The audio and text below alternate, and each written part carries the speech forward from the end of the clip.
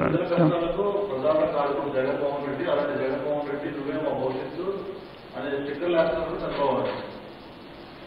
ఇప్పుడు జగన్మోహన్ రెడ్డి గారు గాన తప్పు చేసింటే, జగన్మోహన్ రెడ్డి గారి వల్ల ఈ రాష్ట్రం గాన వెనక్కి పోయింటే, ఒక సంవత్సరం రోజుల లోపల ఎన్నికలు ఉన్నాయి కదా, ఆ ఎన్నికల్లో ప్రజలు తీర్పిస్తారు కదా. We're ready to face elections. ప్రజల్లో మేము గాను కరెక్ట్గా ఉండామనుకుంటే గాను మేము మళ్ళీ మంచి మెజార్టీతో గెలుస్తాం. చంద్రబాబు నాయుడు లాగా తప్పించుకోనో, పొత్తుల కోసమో, అబద్ధాల హామీలు ఇచ్చో ఇప్పుడు కొత్త పాలిటిక్స్ మళ్ళీ ఏం జరుగుతాయి? మా పార్టీలో ఒకడో ఇద్దరు అసమ్మతి ఉంటే వాళ్ళను కొనుక్కోవడమో, లేకుంటే పక్క పార్టీలో నుంచి ఎవరైనా చేర్చుకోవడమో, దాన్ని మీడియాలో ఒక 5-6 రోజులు హైప్ ఇచ్చుకోవడమో, అప్ టు ఎలక్షన్స్ వరకు వాళ్ళని అట్లా కాపాడుకోవాలని చూస్తున్నారు. పార్టీ ఉనికి కోల్పోకుండా చూడాలని అనుకుంటున్నారు. జగన్మోహన్ రెడ్డి ఓడిపోతున్నాడు, దానికి వచ్చిన పార్టీ గాలికి పోతున్నట్టు చంద్రబాబు. ఇప్పుడు బలమైన పునాదులపైన సామ్రాజ్యాన్ని నిర్మించాలా కానీ బలమైన పునాదులపైన పేకమేడ నిర్మించకూడదు ఎప్పుడైనా కూడా. మాకు వచ్చిన 151 సీట్ల బలమైన పునాదులపైన ఒక సామ్రాజ్యాన్ని స్థాపిస్తాం కాబట్టి మళ్ళీ ఎలక్షన్లకు మేము సిద్ధంగా ఉన్నాం. వాళ్ళకు కూడా మంచి మెజార్టీనే ఇచ్చినారు, 110 సీట్లో 105 సీట్లో 2014లో. ఆ బలమైన పునాదులపైన వాళ్ళు పేకమేడ నిర్మించినారు కాబట్టి 23 సీట్లకు కుప్పకూలినారన్న.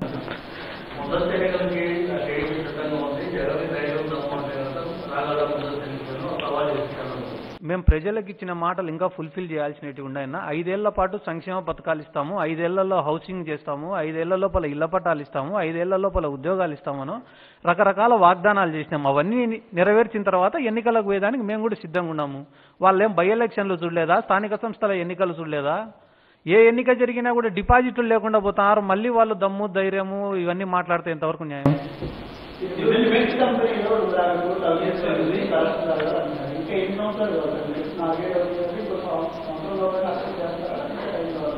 ఆల్రెడీ విచారణలు జరుగుతున్నాయి, కొన్ని అరెస్టులు కూడా జరిగినాయి కదా.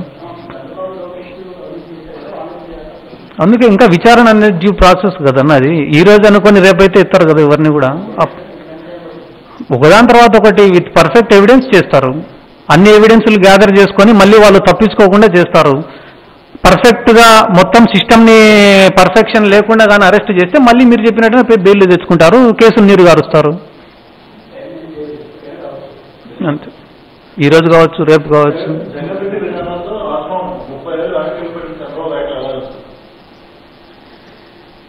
అవి ఏంటివో చెప్తే ఆ 30 ఏళ్ళు వెనక్కి ఇవ్వడానికి ఏమేమి జరిగినాయో చెప్తే 30 ఏళ్ళు కాదు కదా, 75 ఏళ్ల స్వతంత్రంలో ఎప్పుడూ లేని విధంగా ఈరోజు స్కూళ్ళు బాగుపడినాయి, ఆరోగ్య వ్యవస్థ బాగుపడింది, పిల్లలు చదువుకుంటున్నారు, మంచి వైద్యం అందుతుంది, ఇన్ని రిఫార్మ్స్ వచ్చినాయి. ఎక్కడనో అధికారుల దగ్గర తిరగకుండా అధికారులే ఇంటి దగ్గరకు వచ్చి పని చేసిపోయే వ్యవస్థ వచ్చింది. ఒక సచివాలయ వ్యవస్థనో, ఒక వాలంటీర్ వ్యవస్థనో, ఒక ఆర్బీకేలో, ఒక హెల్త్ సెంటర్లో ప్రతి గ్రామానికి ఒక వైద్యుడు ఉండాలా. ఒక పాము కాటు కరిచినా కూడా వైద్యం అందించుకోలేని దుస్థితి నుంచి ఈరోజు గ్రామంలోనే వైద్యుడు వచ్చినాడు. అదే రకంగా ఒక విత్తనం నుండి విక్రయం వరకు ఒక అగ్రికల్చర్ ఆఫీస్ చుట్టూ తిరగకుండా ప్రతి గ్రామంలోకే ఒక ఆర్బీకే సెంటర్ వచ్చింది. అసలు సంక్షేమ పథకాలంటే ఎట్లుంటాయి, వాటికి మేము ఎలిజిబులా కాదా, వాటిని ఎట్లా అప్లై చేసుకోవాలనో తెలియని స్టేజ్ నుంచి ఈరోజు మాకు ఎందుకు పథకాలు రావడంలా, మేము ఎందుకు ఎలిజిబుల్ కాదు అని చెప్పి ప్రజలు ప్రశ్నించే స్టేజ్కి వచ్చినారు. వాటికి సమాధానం చెప్పే స్టేజ్లో ప్రభుత్వం ఉంది. ఇంత అకౌంటబిలిటీ ఉంటే ఏ రకంగా వెనక్కి పడిపోతుందన్న రాష్ట్రము? 2 లక్షల కోట్లు 3 లక్షల కోట్లు ప్రజల అకౌంట్లలో డబ్బులు వేసినామని అన్నారే, అది 2 లక్షల కోట్లు 1,50,000 కోట్లు మేము ప్రజల అకౌంట్లలో వేయకుండా టెండర్లు వేసుకొని కాంట్రాక్టర్లకు 10%కో 15%కో అమ్ముకోలేమా? కానీ ఆలోచన మాది కాదు, టీడీపీ వాళ్ళది. వర్కులు ఇస్తే కమిషన్లు కొట్టొచ్చనే ఆలోచన వాళ్ళది, ప్రజల జీవితాలు బాగుపడేదానికి డబ్బులు ఇవ్వాలనే ఆలోచన మాది. ఎందుకు వెనకబడిపోతుంది రాష్ట్రం? రాష్ట్రం బాగుపడేది వాళ్ళకి ఇష్టం లే అని చెప్తే సంతోషంగా ఉంటుంది.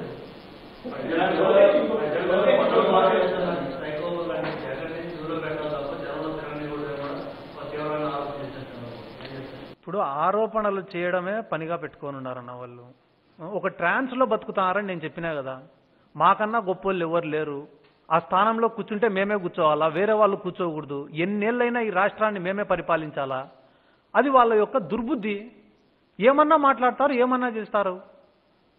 ఆ ట్రాన్స్లో బతకకుండా ఒకసారి పబ్లిక్లోకి పోతే, పేదవాళ్ళ దగ్గరికి పోతే, బిలో పావర్టీ లైన్ ఉన్న వాళ్ళ దగ్గరికి పోతే మీ ఆర్థిక స్థితిగతులు ఏ రకంగా మారినాయి. ఇంతకుముందు కనీసం ఇళ్లలో 100-200 రూపాయలు కూడా లేనటువంటి క్లిష్టకాలం ఉండేది. కానీ ఈరోజు ఒక సామాన్య కుటుంబానికి ఒక 10,000 రూపాయలు 15,000 రూపాయలు అప్పు పుట్టాలనే పుట్టే పరిస్థితికి వచ్చింది. అప్పు తీసుకోమని నేను చెప్పడంలే, ఒక భద్రత వచ్చింది అని చెప్తున్నా నేను. ఇంత దుర్మార్గంగా మేము మాత్రమే ఈ రాష్ట్రాన్ని పరిపాలించాలని అనుకునేప్పుడు ఎవడేం చేయలేడు. అటువంటి వాళ్ళకి ప్రజలే మళ్ళీ ఒకసారి బుద్ధి చెప్తారు. లోకేష్ కామెంట్ చేసేటప్పుడు అప్పర్ భద్ర ప్రాజెక్టు ఎన్నో 500 కోట్లు ఇస్తుంది. ఆ ప్రాజెక్టు పూర్తయితే రాయలసీమ పూర్తిగా ఎడారిగా మారిపోయే ప్రమాదం ఉంది ఆయన కామెంట్ చేశారు. దీని మీద మీరు ఏం మాట్లాడతారు? ఏమైనా ఎక్కడున్నారంటే మీరు రాయలసీమ వాడుతారు. ఇప్పుడు గుర్తొచ్చినట్టు నారా లోకేష్ గారికి. మన బడ్జెట్ చేస్తారు అవును, ఇచ్చినారు, మొన్న బడ్జెట్లో ఇచ్చినారు. కానీ ఈ రోజుది కాదు కదా. అప్పర్ భద్ర ప్రాజెక్ట్ అనేది ఈ రోజుకి సంబంధించిన విషయం కాదు కదా. టీడీపీ గవర్నమెంట్లో ఉన్నప్పటి నుంచి కూడా ఇష్యూ ఉంది కదా ఇది. ఆ రోజు బీజేపీ వాళ్ళతో కలిసే ఉన్నారు కదా ఈ నారా చంద్రబాబు నాయుడు గారు. ఆ రోజు ఎందుకు వాళ్ళని ప్రశ్నించలేకపోయినాడు? ఎందుకు ఈ ప్రాజెక్టు రాకుండా ఆపలేకపోయినాడు?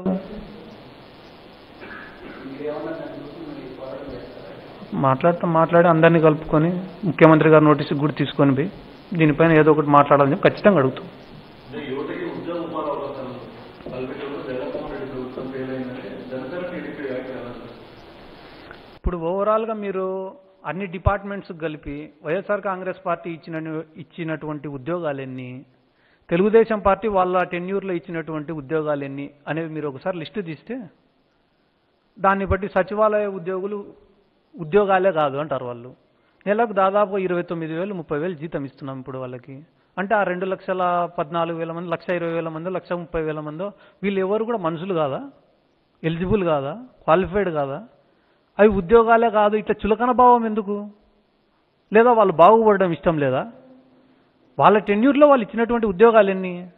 నిన్ననే స్టీల్ ప్లాంట్కి కూడా భూమి పూజ చేయడం జరిగింది. త్వరితగతిన కంప్లీట్ చేస్తే దాదాపుగా 1,00,000 ఉద్యోగాలు వస్తాయి అక్కడ.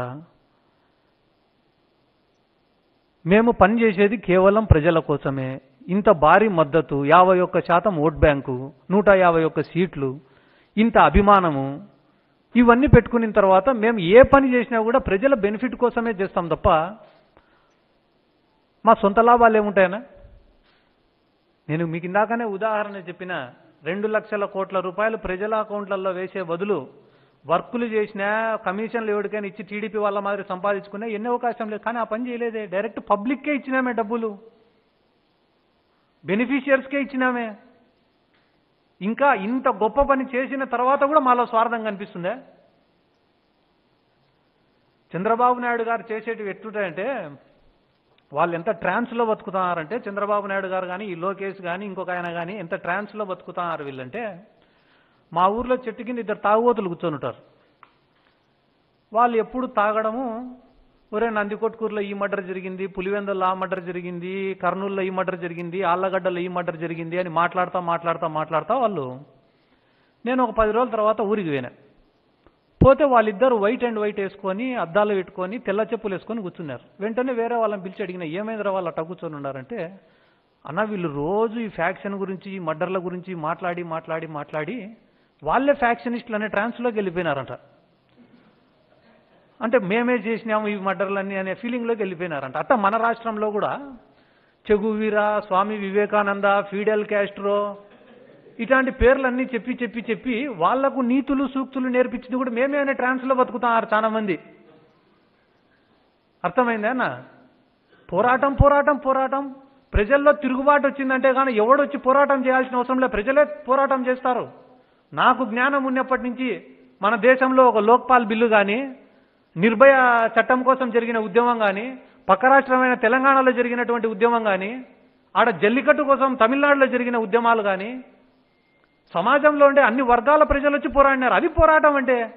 వీళ్ళు ఇళ్లలో కూర్చొని జాకీలు పెట్టి లేపి పోరాడండి ఎందుకు పోరాడతాడు? కడుపు కాల్తే పోరాడతారు. కడుపు నిండినోడు ఎందుకు పోరాడతాడు? నేను చెప్పింది వాళ్ళకి అర్థం కాదు. మళ్ళా ప్రెస్ మీట్ పెట్టాలా, విమర్శించాలా? వాళ్ళని ఎవడు బాగు చేయలేడు. వచ్చేది వైఎస్ఆర్సీపీనే. రాసి పెట్టుకో, వాళ్ళకి ఏమైనా బాండ్ పేపర్లు ఉంటే తెచ్చుకోమను. మళ్ళీ ఖచ్చితంగా చెప్తానా, వాళ్ళు చేసిన స్కాములు ఈ రోజు నుంచే స్టార్టు. పెద్ద ఆయనది సిమెంట్స్, ఇంకా చిన్న ఆయనవి గికొమ్మలు రేపటి నుంచి ఉంటాయి ఆయనకి. ఆయన ఏడైనా మర్చిపోతే నాకు చెప్పి మిగిలినవి పంపిస్తా పేర్లు. ఏం చేసుకోలేడు ఆయనతోటి ఏం కాదు. ఆయన గవర్నమెంట్ చూసినందుకే ఆయనకి 23 సీట్లు ఇచ్చినారు, మంగళగిరిలో ఓడగొట్టినారు. ఫస్ట్ మంగళగిరిలో ప్రతి వార్డు తిరగమను, మంగళగిరికి ఎంత అభివృద్ధి జరుగుతుందో తెలుసుకోమను. జగన్మోహన్ రెడ్డి గారు ఎందుకు మంగళగిరికి ఇన్ని ఫండ్స్ ఇస్తున్నాడు, ఏ రకంగా డెవలప్ చేస్తున్నాడో కనుక్కోమను. ఆ తర్వాత తోపుడు బండ్లతో జనాల జీవితాలు మారవు. ఏమన్నా తోపుడు బండ్లు ఇచ్చిన తర్వాత కూడా ఇంకా చాలా అవసరాలు ఉంటాయి వాళ్ళకి, వాటిని కూడా పరిష్కరించు. చేసిన సాయానికి ఎప్పుడు కృతజ్ఞత ఆశించకూడదు. పని చేయాలా వదిలేయాలా, కృతజ్ఞతగా ఫీల్ అయితే వాళ్ళు ఓటేస్తారు. రేపు తోపుడు బండి ఇచ్చిన నా ఇంటనే తిరగాలనే మనస్తత్వాలు వీళ్ళవి. హాయ్ ఫ్రెండ్స్, మా టుడే టుమారో యూట్యూబ్ ఛానల్ చూస్తున్నందుకు చాలా థ్యాంక్స్. మరిన్ని లేటెస్ట్ వీడియోస్ కోసం వెంటనే సబ్స్క్రైబ్ చేయండి. అలాగే ఈ బెల్ ని కూడా రింగ్ చేసేయండి. మా నోటిఫికేషన్స్ అన్ని మీ మొబైల్లో వస్తాయి. అలాగే మా వీడియోస్ మీకు నచ్చితే లైక్ చేయండి, షేర్ చేయండి, నచ్చకపోతే కామెంట్ చేయండి.